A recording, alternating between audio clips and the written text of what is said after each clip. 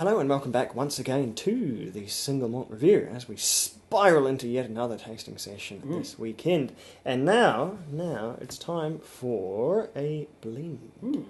But not just any blend. What have we got? We've looked at famous grouse in the past, and today, on pure impulse, and because there was a bargain at the store I was passing, it is famous grouse Smoky Black. This is the, as it were, sort of more peated famous grouse, which boasts many peated single malts and also some rare Glen Turret. We've looked at Glen Turret before on this show, with an exceptional signatory single cask bottling from well over 29 years ago. Yes, indeed. Exactly how this particular Glen Turret is rare or why, they do not extrapolate. Yeah. But anyway, I just think they're trying to name drop Glen Turret because that's probably one of their, they being the Edgerton Group, distilleries. So we're going to get us onto their malt whisky, since we're going to massively enjoy their blended expression. It's a smoky, sort of olive-coloured bottle, which of course has no real relation to the colour of whiskey. No real relationship or relevance to the whisky, you could say, but I guess it puts people in mind of a thing we've seen on other peated blends darker, before. smokier expression. It's also the first sort of the progenitors of the smoky blend, being Johnny Walker Double Black, went with a very, very smoked bottle and may have sort of set the trend there. I don't know. But at any rate, this is still no age statement. This is still probably fairly well within the ven of malt whisky to grain, being about 60-40, not respectively, 60 grain, 40 malt. Unless they've done something markedly different, I don't think they have. And bottled at a 40% 40%, ABV. as you might So aside from expect. obviously Glen Turret, as they tell us repeatedly on the bottle, who else contributes to famous grouse? Ooh, for that, I need to really look up who Edgerton owns. I know they own Macallan. I know they own Highland Park. So within those two, they have one pretty reliable source of peated whisky, coming from Highland Park, of course. Not a tremendously peated producer, but they do have the ability to make it.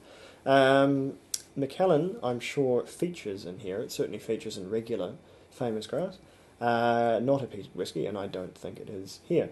Obviously, Glen Turret, as they have made great pains to mention more than once on the label. So that's sort of it for the Edgerton Group's clutch of whiskies. There are others that I'm not intimately off the top of my head familiar, and they will sort of contract in casks from other distilleries as well. As with a great many blends, it's very, very difficult to really know what the often just plethora of malt whiskies that have gone in addition to this ocean of grain as well. So we won't speculate too much there. Obviously, coloured, chill filtered, about within an inch of its life. This would be a much paler whisky if it was not coloured, but whatever. That's par of the course for these sort of maybe even not budget, but very standard blends.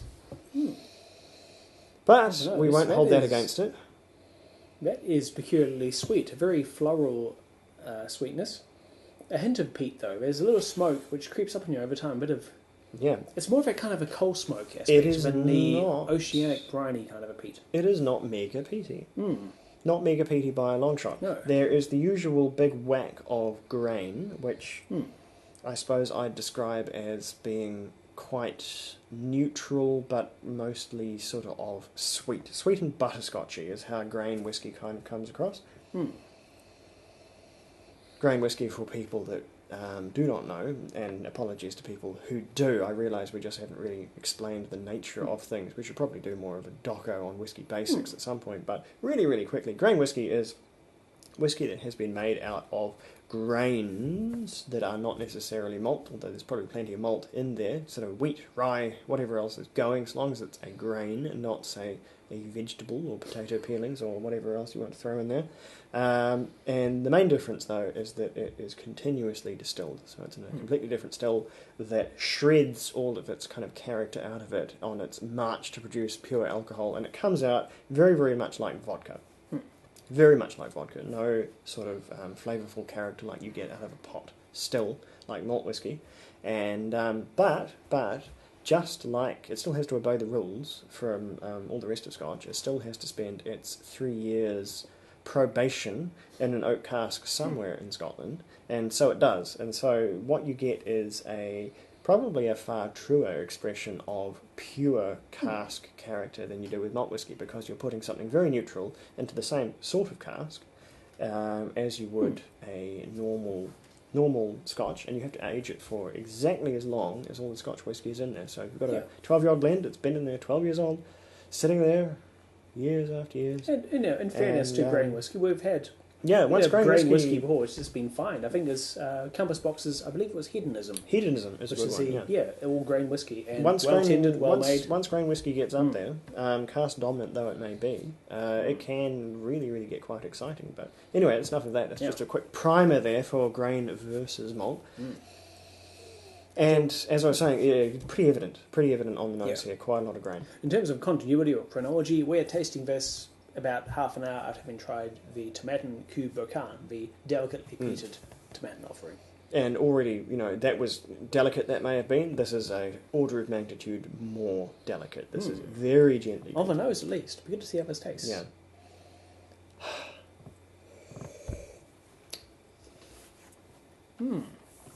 There is, that's a soft, sort of a fog of gentle peatiness. Just washes over. It's, again, the kind of a coal smoke peat, and not the oceanic maritime peat. There is a mainland character to the peat. I really like that peating level. I think that's a really good peating level for a fairly gentle, like a no-age statement blend, is always going to be, fairly gentle whiskey. Yeah. I think that's really quite spot on. It kind of makes me wish more peated malt whiskies it tried to achieve the same level, which, was I to throw a stone in the dark, I think is kind of hovering around 10 ppm, 10 to 13, I suppose, to give you a bracket there. Not a hell of a lot of peat. Noticeable without being outstanding. Yeah.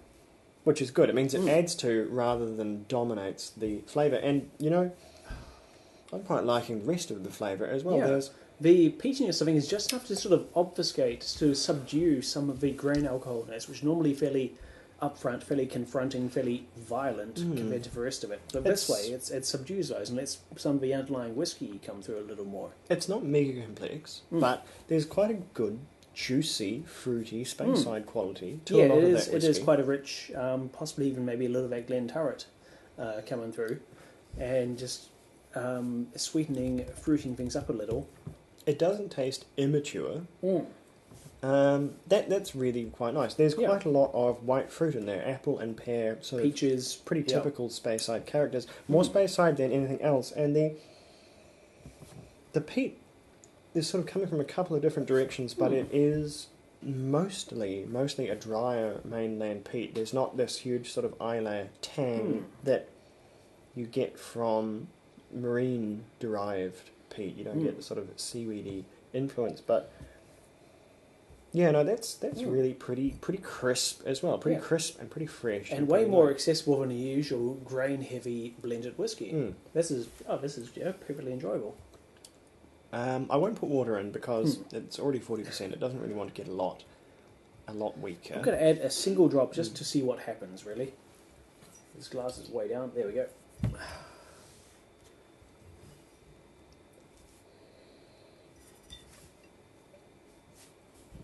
And what's happened is very little as far as I can tell. Maybe the fruit has come through a little more, the peat has receded further into the background. What are you looking for? Someone's boned up here. Oh? Our benevolent government, or in this case, Beam Global. Would you say off the top of your head that there was 9.5 standard drinks in this bottle? In a 700 ml 40% bottle of spirits. Oh, right. I think that's sort of underestimating it a wee bit. Yeah, they missed a digit off the front of it. Oh, well, never mind. Good bang for your buck there. Yeah. Good, you show that one to the police. Yes, officer. Swear I've only had 9.5 standard drinks. As I drank this entire bottle of whiskey. That's something you don't see every day. That's like a proper legal bone up there. That is, Someone could actually get in trouble for that. Maybe we'll give Beam Global an email saying they don't quite know how. God, we're pretty stout in New Zealand. Have an entire bottle of whiskey, only 9.5 standard drinks. Yeah. Our standard drink legally is already slightly more generous than the UK standard drink about Yeah, but not variant very labels. much. Yeah, Good but definitely grief. not to this extent. Well, Yeah. that's a bit Sorry, of that's a some bit of a trivia. that's a bit of a chuckle there, but labeling curiosity never mind. to invigorate this review. If otherwise, Don't see that every day. But back to the whiskey, I'm really, really enjoying it. It is peaty enough without being too peaty. It's vibrant. Yeah. It's really, really good and fresh and moreish. It makes me want more of it. I think it would probably handle ice as long as you didn't let it sit around in there too long. It's got that good, lively, bouncy vibrancy that can handle being on ice. As all good no age statement blends should sort of probably try to be. I'm really, really happy with this. We have reviewed famous grouses in the past. We've done Naked Grouse a very long time ago, and we've done their sort of travel retail 12-year-olds pretty recently, and neither of us can remember the scores we gave them. And I mean, we could look them up, but where would the magic be then? So this one I am quite enamoured with. This is really, really doing what it needs to for me, and keeping in mind it's a blend score, so please don't try and compare it to malts or bourbons or anything else. Compared to other blends, this is really, really good. This is an 89. This is stupendous stuff. What do you think? Well, I like keeping my scores based on how much I'm enjoying this particular drink, as opposed to having separate scoring streams for bourbon, scotch, single malt versus blend, and so forth. So I'm giving this a 72.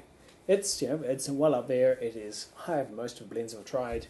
It's got lots of good characters. It's got a really distinct flavour, and just a little bit of extra peat, a little bit of extra smokiness, just really ties things together nicely and helps to sort of cloak the fact that there's a lot of grain alcohol in here, but it's definitely very much a blend. But it has a little something extra. It's lots of honey, lots of gentle smoke, and it works. It's very pleasant. I'm quite pleased about it. Just an impulse buy because it's going for a market price. I think we're pretty lucky on that particular impulse there. Now this is as my score should reflect. This is a super recommendation for me. I think anyone that likes a cheaper blend but wants one a cut above, this one really, really is. There's plenty to be said for Johnny Walker's Double Black, which is in the same kind of, it's going for the same kind of a thing. That's much more of a completely peated thing, I've and never it's tried also that today, significantly more expensive. I think this beats it hands down. Cool. Just purely going off, tasting notes from a very long time ago when I did try the whiskey. This is a superior product. So this I would super recommend for someone looking for a peated kind of a thing that will not set you back in any way, shape or form, and something that's very, very approachable. So good way to get your friends onto peated whiskey as well, I would think. This is about as lower a peating level you can get while still being able to say this is what a peated whiskey tastes like. I think you do little better than this one. So that was I'm highly surprised by that one, and I'm always happy to be surprised by different whiskies. So surprising bottle. Just a shame they couldn't quite get their maths right about the standard drinks.